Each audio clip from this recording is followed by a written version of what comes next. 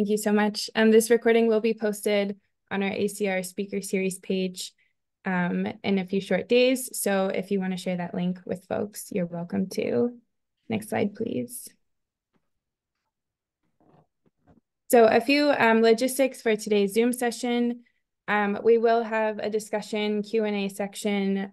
So if you have questions or thoughts that come up throughout, please enter those in the chat and we will address those and facilitate those questions with the speakers. So we will look to do that.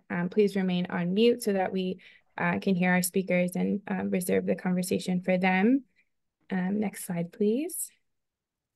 For those of you who are new to ACR Speaker Series, we've been doing these for a couple of years now. But through the speaker series, we look to elevate and showcase the voices of folks doing resilience work in their communities. As we know, resilience spans across many areas of practice and departments and areas of work.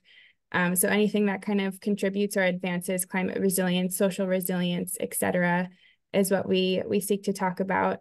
So we look to have conversations with experts and practitioners, not only in the Boston metro region, but statewide, countrywide, worldwide. We've gone international with some of our speakers. So really excited to bring folks together and have these types of conversations. So looking forward to adding another one today. And with that, I am first going to turn it over to my colleagues, Claire and Julia, to talk a little bit about their research and experience with community-driven planning values and their work at MAPC. So Claire and Julia, take it away. Great, thank you, Kat. Hi, everyone. My name is Claire Hoffman. I'm a senior public health planner at MAPC, and I've worked on a few community-driven planning projects in my time here. So my colleague Julia Nasser and I will be sharing some foundational information related to community-driven planning before we dive into our panel discussion. So we'll be talking about what community-driven planning is, the values that underpin it, and how community liaisons can be part of that process. So I'll start with a definition. Community-driven planning is the process by which residents of vulnerable and impacted communities define for themselves the challenges they face and the solutions most relevant to their unique assets and threats. So in this kind of planning process, the municipality is really a partner and a resource to community members in helping to implement the desired changes and solutions. And while this definition comes from the climate planning space, it can really be applied to any planning process. There are a few key ways in which community-driven planning differs from traditional planning, which I'll go into now. The first is traditional planning often relies on community members volunteering their time to provide feedback. In community-driven planning, community members are compensated for their time. Oftentimes, they're brought on as community liaisons and are formal project partners and are compensated accordingly. In traditional planning, municipalities engage residents through traditional means like public meetings, forums, and surveys, whereas in community-driven planning, community liaisons often engage other community members in mutually convenient ways.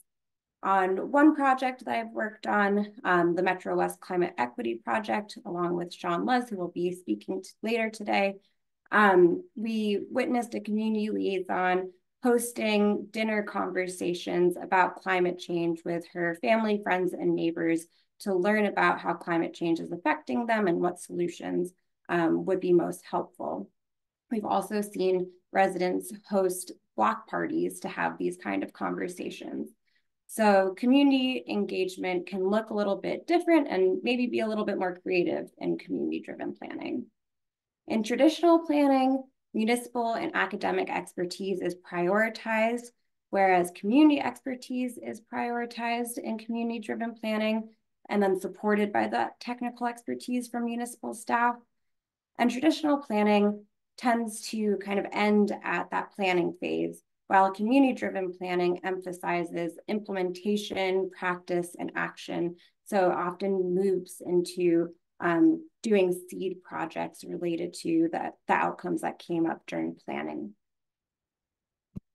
There are some key values that really underpin community-driven planning. I'll just briefly talk about these 5.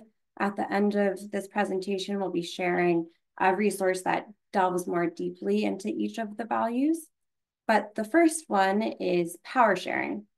So it's really important for planners to relinquish decision-making authority to the group as a whole, so everybody is collectively making decisions. Mutual respect for different experience and expertise is highly important in community-driven planning. Community liaisons and planners will be coming to the table with unique but equally important contributions. It's very important to have informed decision-making. So given that they will be having different types of expertise, it's important to include and incorporate trainings throughout for liaisons to teach planners about their form of expertise and vice versa. It's also really important for the planners to kind of leave that professional jargon and acronyms at home in order for everybody to participate equally. We would love for community members to be involved as much as possible, starting from the planning phase and going to implementation and evaluation. And then finally, relationship building is extremely key in community-driven planning. So we really support planners trying to build non-transactional relationships with community members and having these relationships last beyond when a project formally ends.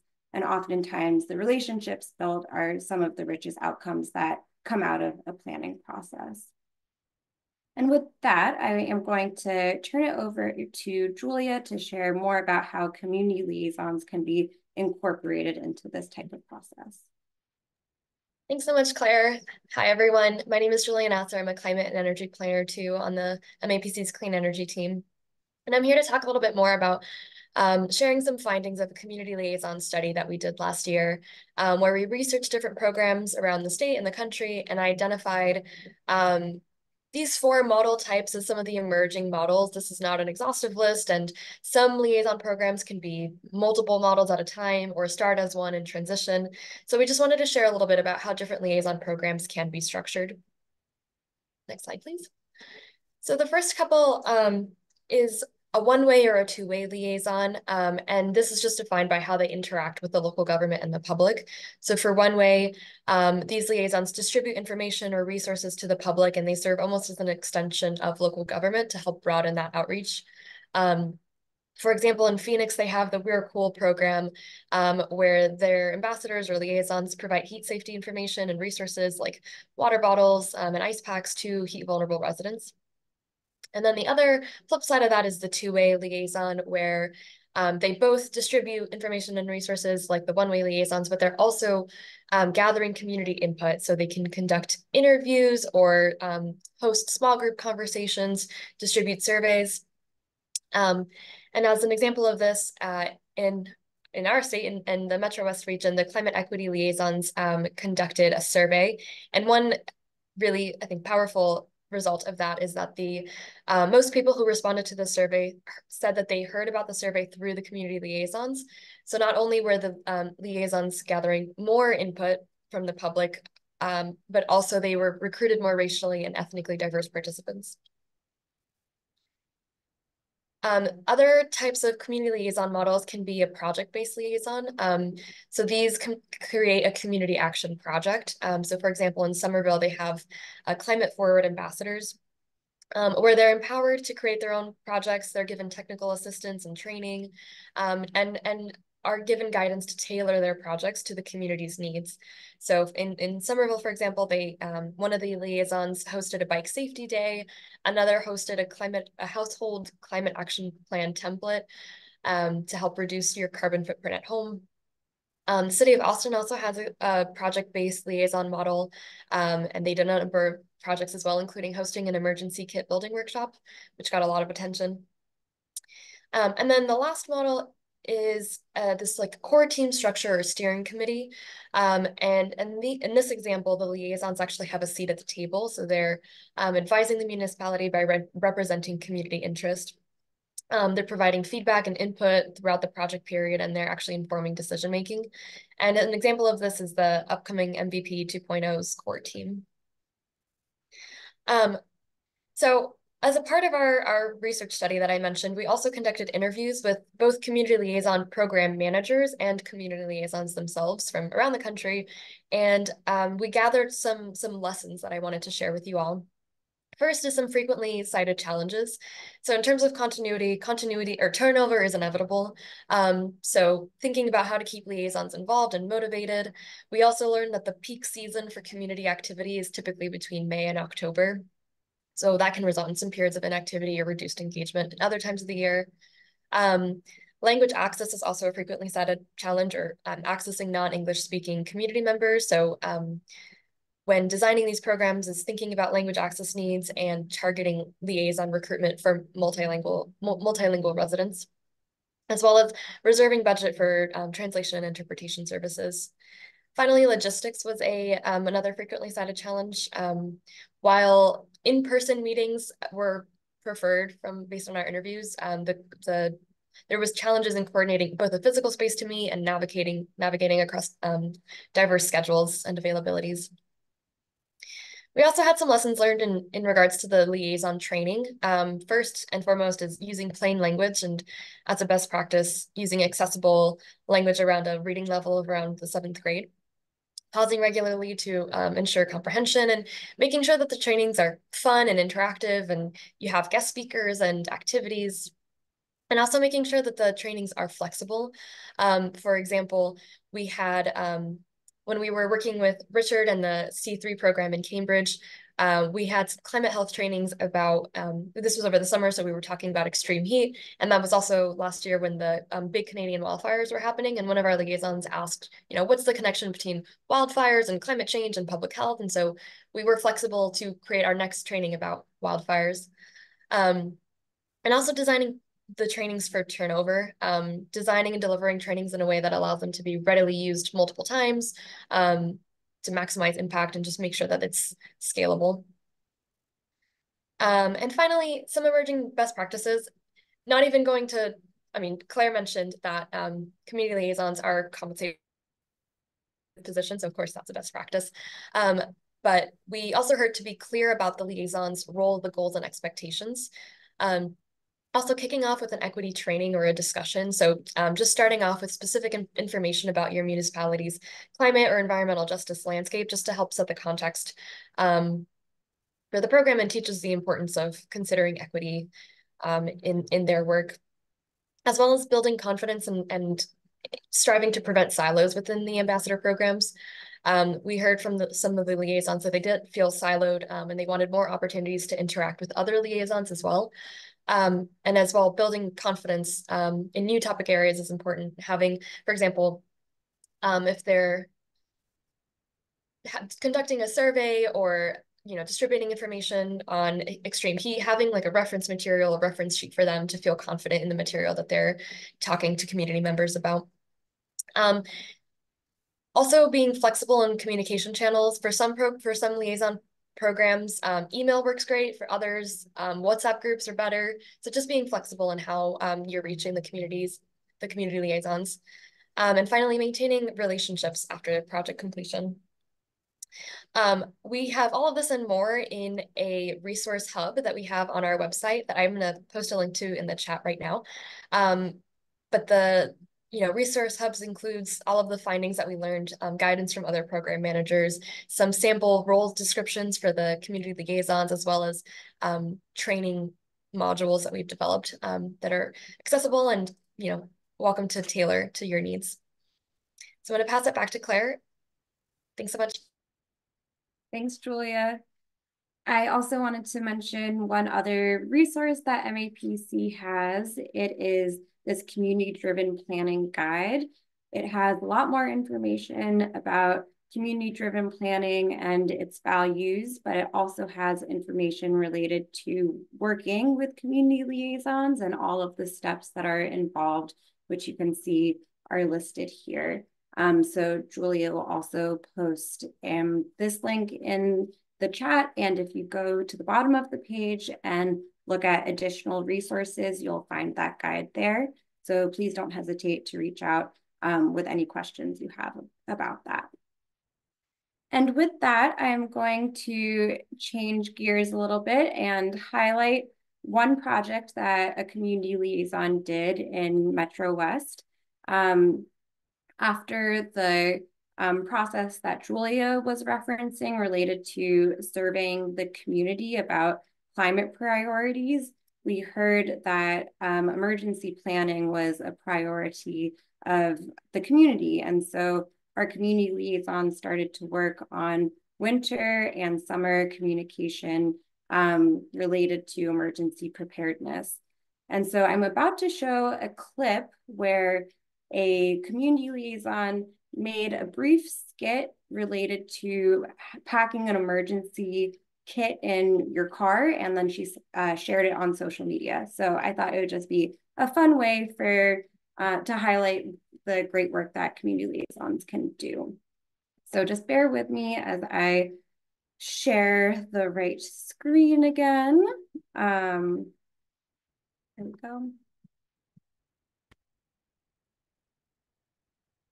And let me know if you can see and hear. My diamond, my rock, I want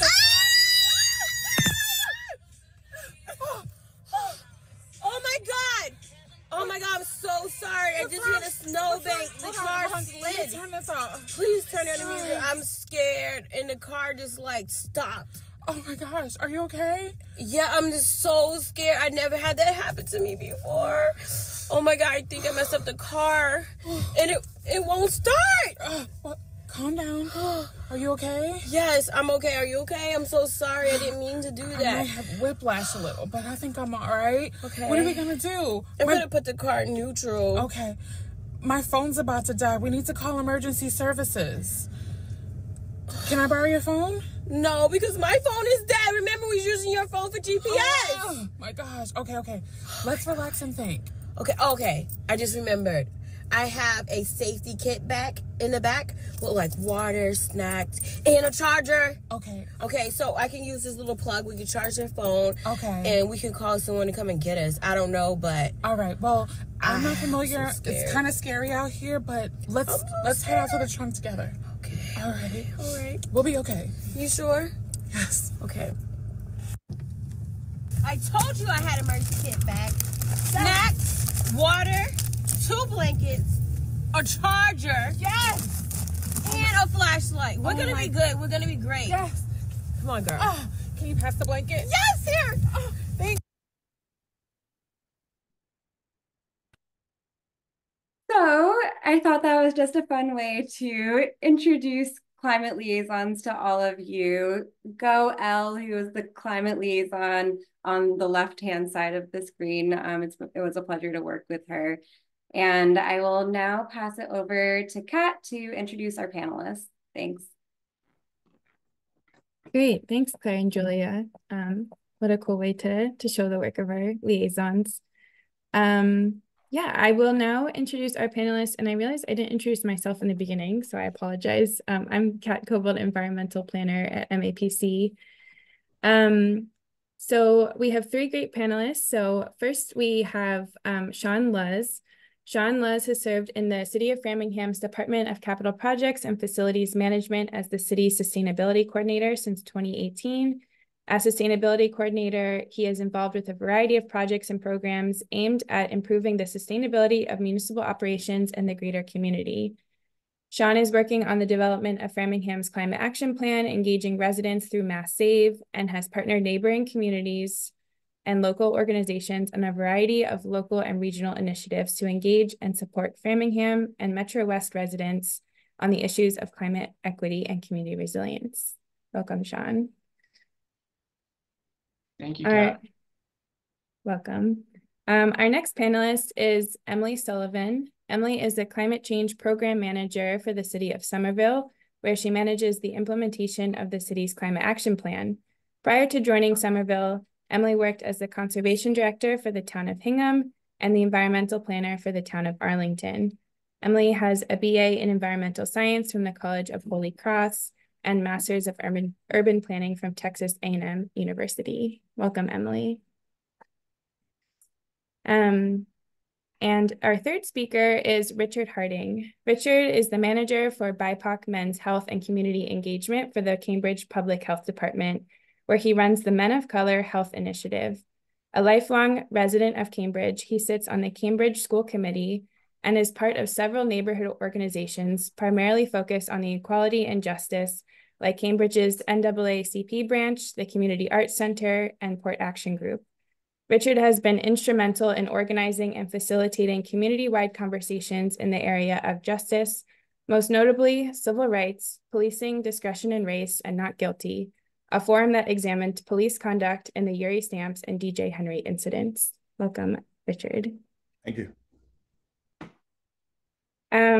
Great, so we will go through a few questions that we prepared, and like we said, if anyone in the audience has questions, please put them in the chat and we will address those shortly. So welcome panelists. Our first question is, can you give an overview of your work and how you have worked with community liaisons in your community? And let's start. Emily, do you want to kick us off? Sure. Thanks, Kat. So I, as Kat mentioned, I'm the Climate Change Program Manager for the City of Somerville. And so I work on implementing the city's climate action plan, which is called Climate Forward. So we're actually just about to finalize our first update to that plan, which is really exciting. One of the things that I work on through the implementation of that climate action plan is creating a culture of climate action. And through that, I work with some other staff to facilitate this Climate Ambassadors program. And so this is the program that Julia had mentioned. It's a project-based liaison model. And so this is a program that we've been running in Somerville since 2019. So it was directly like an action identified in our Climate Action Plan. And it's a cool program. I would describe it as a facilitated group learning program where we create a curriculum for the climate ambassadors. I work closely with a facilitator from the Consensus Building Institute, so CBI. So neither of us are teachers, but we work with the climate ambassadors to go through our climate action plan. And at the end of the program, or through the duration of the program, really, they create a project. And Julia mentioned a few examples of those projects. And then at the end of the program, we do a big celebration and we have everyone do a lightning talk about their project. So it's for 3 minutes. The mayor always attends, and it's a fun way for folks to share the work that they did during the program and also like the information that they learned. So it's been fun. The program, like I said, we've done it since 2019. We've done it completely virtually. We've done it hybrid. We've done it completely in person. And so it's a program that has taken a lot of shapes just based on, things that happened, like the COVID-19 pandemic. But it's been a fun way to, I think, create a group of folks or to build, I guess, a culture and build a group of advocates or folks in the community that we can reach out to if we want to do more engagement or if we want to get feedback on something. And I should mention that starting in 2023, we began to stipend the climate ambassadors, and every time we have an in-person meeting, we do feed them. So we try to compensate people for their time and their expertise. Great, thanks, Emily, for that overview. Richard, do you want to share about your work and working with community liaisons? Yeah, so thank you for having me. So my work with our community liaisons, which is called the Cambridge Community Corps, that's the formal name, began literally as a response during COVID. So, COVID was around this time, March of that year. And then in July, due to a city council conversation where they were looking at trying to figure out how to get people, one, to adhere to the ordinances around social and physical distancing, but also because people weren't out, we needed a group of people that could go out and actually engage the community that in some ways was invisible due to COVID. So when we launched, we were entirely sort of COVID and resilience based, but mainly around COVID. We were first charged with the issue of in open spaces and water plays in Cambridge to make sure that people who are outside were adhering to the physical distancing, the 6 feet and sort of masking and all that stuff. And as that happened, that early was okay because people were very kind of still scared of COVID. But as people got to be a little more emboldened, you can imagine how that became more difficult. We moved then to the advocacy around testing. Testing was a big deal. So Cambridge was one of the few communities that had free testing multiple days a week. I think it was one point where Cambridge was having free testing like 4 days a week, like 2 or 3 weekdays, and then on Saturday at various public places. And then it evolved to us being the main people working to get people their first vaccines. So the evolution of my program happened very quickly. Our first 6 months, we were doing many different things, and we were, the terms were dictated not necessarily by us, but by the circumstance of what COVID had going on globally and locally. And so we ultimately ended up with the fire department in Cambridge going door to door in a lot of the congregate housing situations, shelters, senior buildings, housing projects, to actually ask people if they wanted to receive the vaccine. And, obviously that comes with its own pros and cons. So since then, we've evolved to still do a lot of COVID stuff. Mainly what we're doing now around COVID is delivering home tests to people, but we're also broadening our horizons by connecting with other community partners, mainly in the city of Cambridge, around other community activities that are directly related to public health. So just to give a few, and I'll stop. So, we've done staffed gun buybacks in Cambridge. We've staffed the participatory government thing. We have a participatory budgeting line item where people go out and actually vote to spend the public funds on whatever they decide. And then also still helping to run our vaccine clinics. The public health department does its regular flu clinics that have nothing to do with COVID, quite frankly, but they offer COVID now. But we're also the logistical support for that, and also working with CDD in Cambridge to do a social capital survey that we've done within the neighborhood to understand what really means and matters to people outside of the things that are often caught in the regular surveys. So that's kind of the work we're doing now. Thank you. Thanks, Richard. It seems like your program has adapted a lot throughout the years. So looking forward to learning more. And Sean, do you want to give an overview of your work? Sure. Thank you, Kat. Thank you for having me. Working in the city of Framingham, very fortunate to have so many amazing neighbors. A lot of our community engagement projects have started through some type of collaboration. And I think, Claire and Kat kind of highlighted a really important one, which was the Metro West Climate Equity Project. So that was led by the town of Natick, and Framingham was a partner on that, as well as the town of Ashland. But through that project, I really see it as a foundational part of our community engagement work, or at least my work in the city. So that project included 9 liaisons, over 800 responses to a regional survey that we did, as well as 8 individual focus group sessions that we called climate conversations. And so really the background of that project was we wanted to build stronger relationships with the environmental justice neighborhoods within Framingham, within Natick and Ashland. And then in addition to that, I think it was important for us to establish long-running relationships and not just having this kind of one-off project. And so, using this as a core to get started and start moving forward. So we had a really great experience with that, and met so many amazing liaisons that have contributed in many ways to a lot of our other work in our community. And so the winter emergency preparedness video that Claire showed, which Elle did an amazing job on. That was just, one of the projects from Liaisons that we did in some follow-up work after we did our Metro West Climate Equity project. And so, in fact, one of the liaisons that we got through that program is now serving in a role for both Framingham and Natick in doing mass save energy efficiency outreach.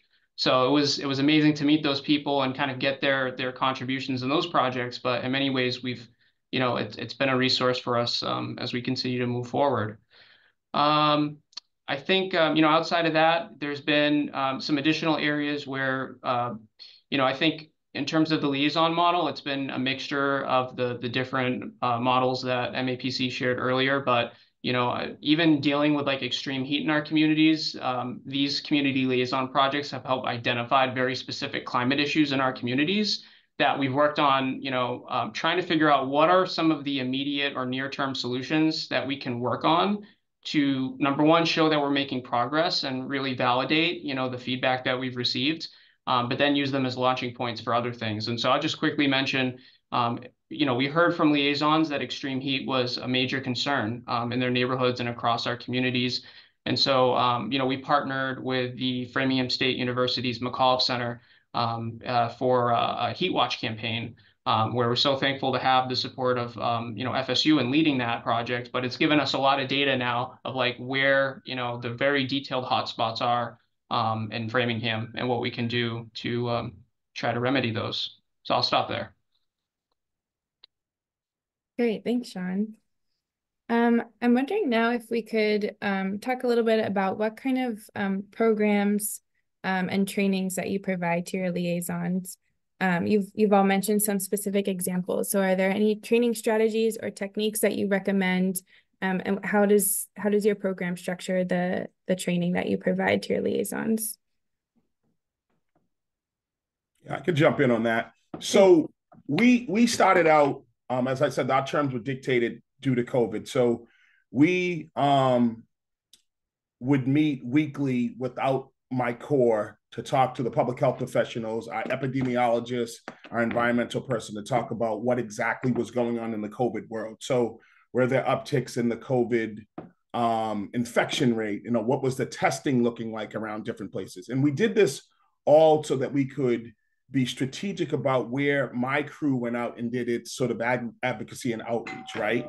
So in the case of the public health department, we use the wastewater kind of data. So we could tell in the grid 6.2 miles in Cambridge in any given time through the wastewater where there's we call it on the map because it's kind of like a map, but it was red in some places in the city, for instance. And so that would mean that, one, there's a high prevalence of COVID infections, at least that were reported, and we probably should go do some work in that area. So we would, in the case of, I could just tell you one time, there was a place in Cambridge where there was a particular housing project, one of the biggest in the city, that was just bright red on the map. Everything else was kind of yellow, almost orange, but this was bright red. So we literally spent 2 weeks going door to door with information about testing, other resources, leaving masks, like doing all the things that we could do in that community without them knowing that we had that information ahead of time, so that we didn't stigmatize people and make them feel any better or worse. We just knew because we had the data. So that kind of influenced that one particular thing. The other thing that we do around training is we understand that my program is the most outward facing program at the health department. So we want to make sure that they're able to, in this evolution, understand the community that they live in. So we've, and thanks to Sharon, we're now starting our climate trainings that will happen from like 2 weeks from now all the way to June. But prior to that, we did everything from CPR, mental health, first aid, we do tick stuff because we have a big fresh pond. So we did, how do you identify ticks, and also looking at stuff like rodent control and other things. But mainly what we do is whoever we partner with, whoever that is in the project that we're working on, let's say it's participatory budgeting, or let's say it's the social capital survey, we bring them in to train our staff of lay people to make sure that they understand the task that's going to happen for the next couple of months. I'm trying to codify the training, quite frankly, so that these people get a vast sort of toolkit that they can use in life and in our work. But the one thing with my program that's different is that there's no what I would call academic baseline, meaning I have people who have master's degrees, and I also have people who are recently incarcerated who have graduated from high school, maybe, or even have a GED. So I have to be strategic about how I go about the training. I have to make sure that the training is delivered at an appropriate literacy level, quite frankly, so that my folks can understand it. And I think the beauty of it is that we represent the community, right?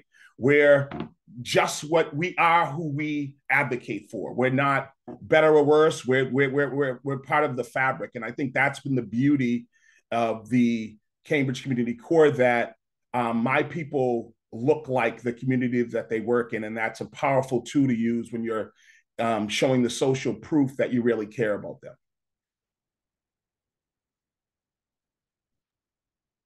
Thanks, Richard. Anyone else want to jump in on what types of programs and training? Sure. I'm happy to follow up on what we do in Somerville. And so the goals of our Climate Ambassador program are to engage the ambassadors in discussions about climate change. I think, Richard, you put it really nicely, like not everyone who is an ambassador in Somerville, and it seems like, in the community core in Cambridge, like they don't all have the same background. So we try to do some really foundational training around climate change and environmental justice.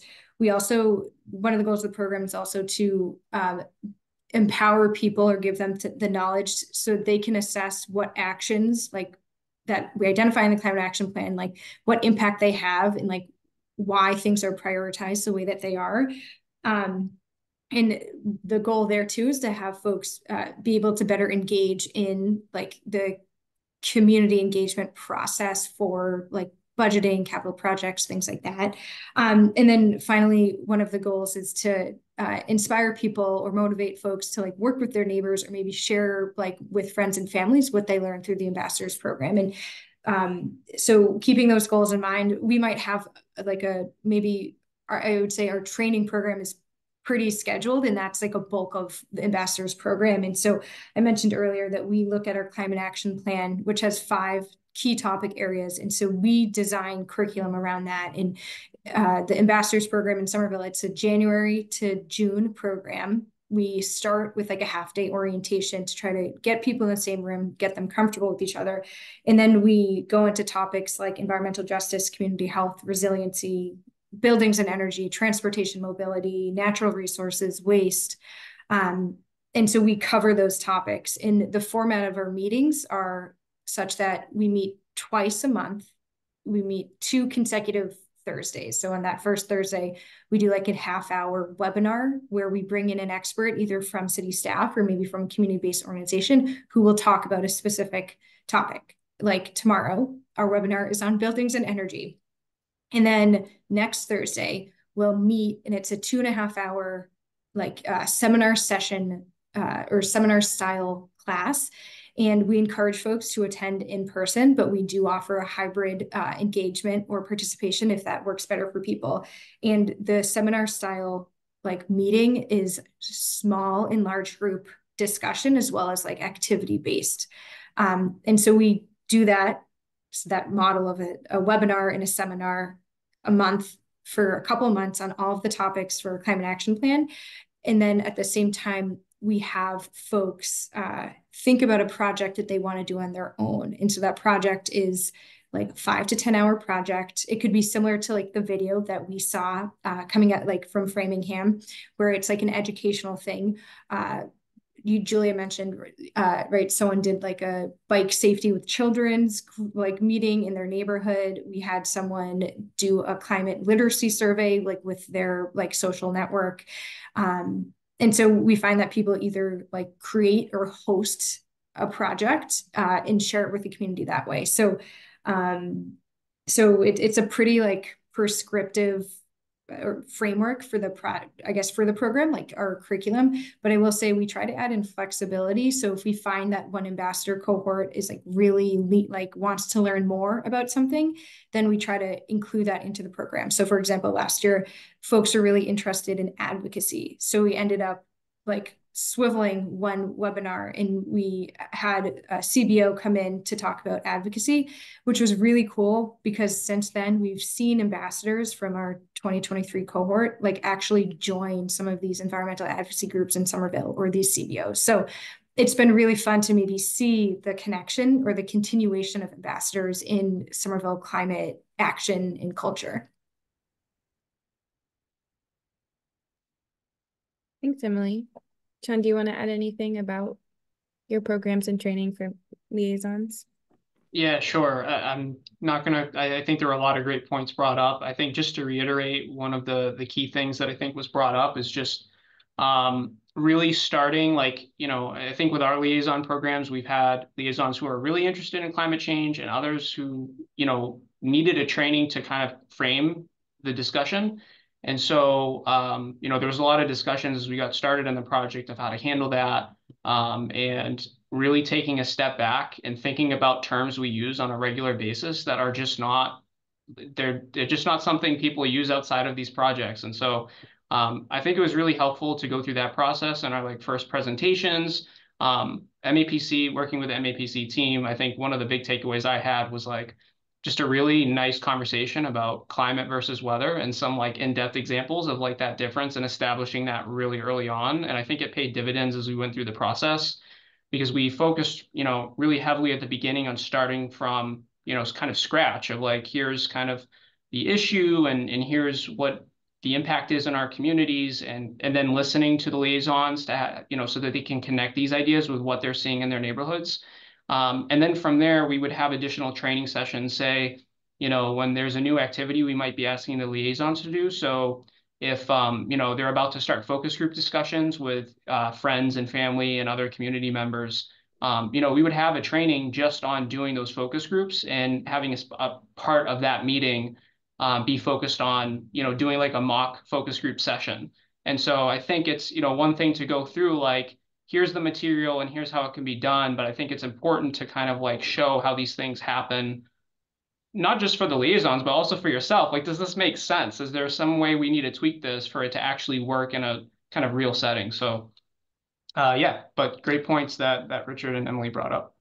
Really quickly, can I just mention one thing to what Sean said? So in our case, it was exactly the same. In climate in Cambridge becomes, you know, Cambridge is a very liberal place. So the climate people are very climatey, as we'll say, right? But the true truth is my folks did not understand the language. And so, and I'm just going to give you one clear example, not to eat the time, but everything environmental in Cambridge over the last couple of years from my group was either you're for bike lanes or not. That was their idea of climate and environmental justice or not. My group is not a very bike friendly group, let's be fair. So when Sharon came in and we actually did our first thing on climate, they were very apprehensive because they did not understand the broad nature of what climate justice meant. And I think that that was helpful that we got them the sort of real understanding of that. And so to Sean's point, the language that's often used by us and other professionals is not necessarily translated the same way to my folks. And that's why I have to spend a lot of time making them understand why this is important. My group does a lot of work around climate and resilience. They just don't know that that's what they're doing from a technical standpoint. Sorry to interrupt you, moderator. No, thank you, Richard. That's exactly what we want to hear. I think those are fantastic points. Making the connections between climate change and people's daily lives is a challenge, but that connection is always there. So our next question, building on one from the chat, and I think a lot of folks on the call are interested in hearing about, is how to recruit liaisons, how to harness that energy in the community, turn it into action. So how to recruit them, but also retain liaisons and keep them engaged throughout your programs. I'm curious on your thoughts on those questions. Anyone's welcome to jump in. I'll jump in on mine. So ours was, I think the timing of our launch was good. People were mostly sort of either working from home or not working, depending on their situation, just because of you know, COVID was so new. You know, we started about 4 months into COVID or whatever it was. The way we go about it, though, is that we have maximum flexibility with our core. It's a part-time job. We pay the Cambridge living wage, which is like $19.16, which isn't terrible if, say, you're a college kid or someone who's looking for a part-time job.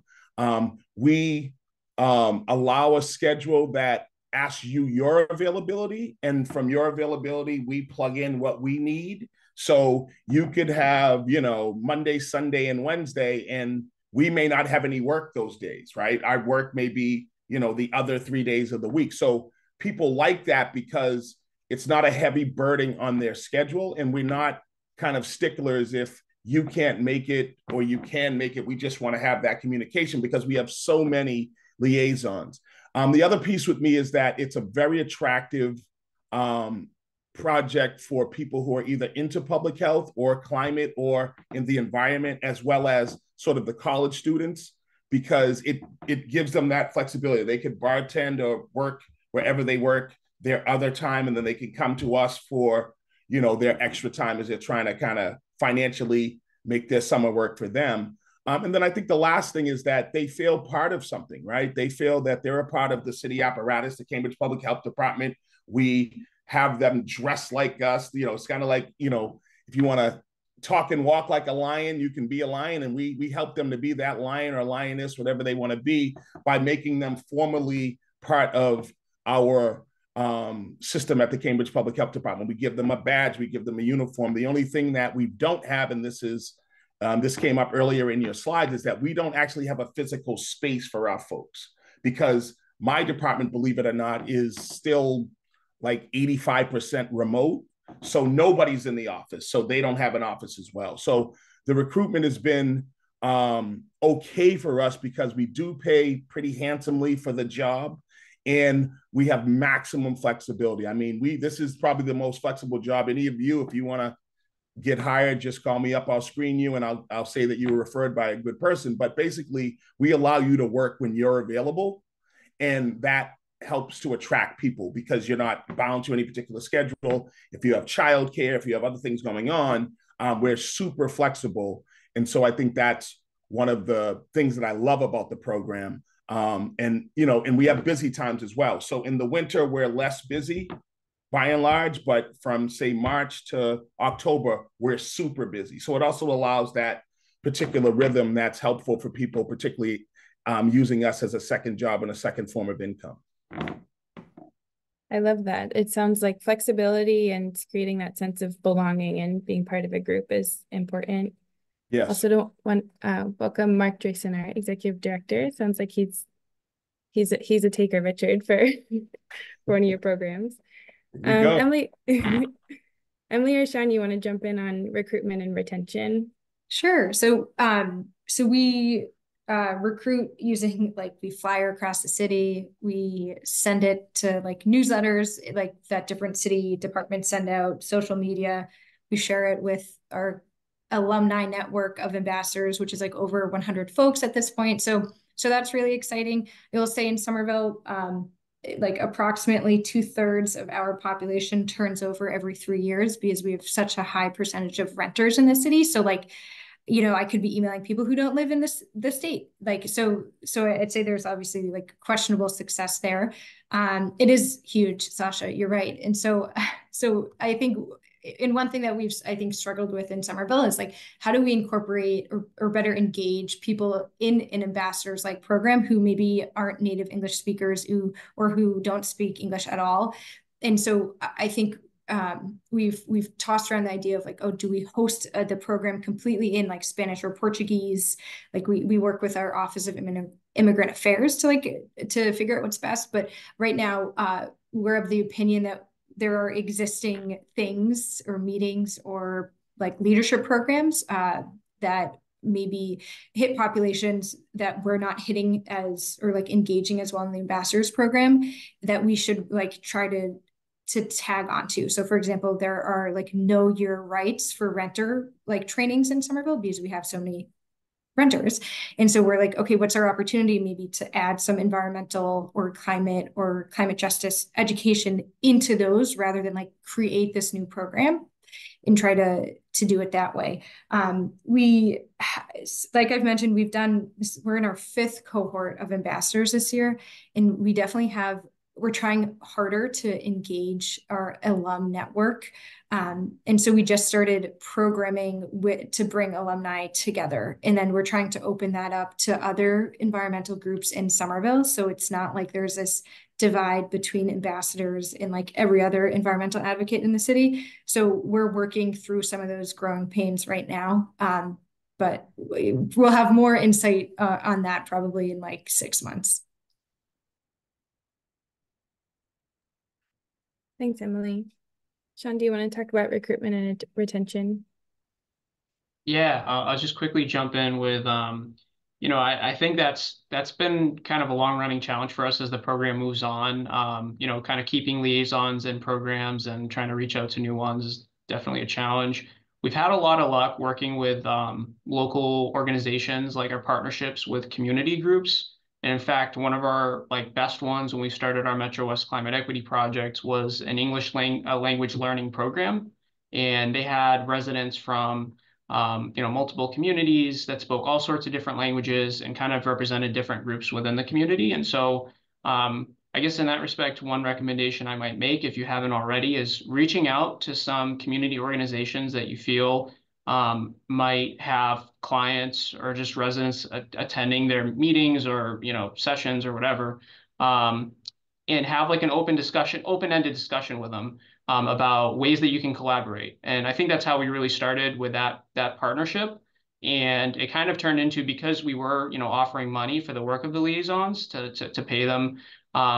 It was a great partnership in the sense that their clients were looking for an opportunity to get some additional money, and then also learn, they had an interest in climate. And so at the same time, it's also great for the organization because they're able to give their clients like this opportunity to participate.